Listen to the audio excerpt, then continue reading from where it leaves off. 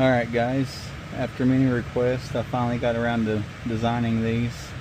So each order will come with two different thicknesses because the headliner on these trucks are very inconsistent.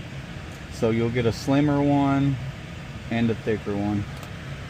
So all you do is take the back tab off of your opener, slide the new one on, and take it up here,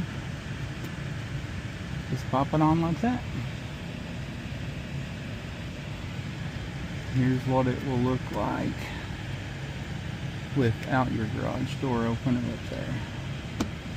So it just slides, snaps in like that, and then you can slide your garage door on, or either way you want to install it.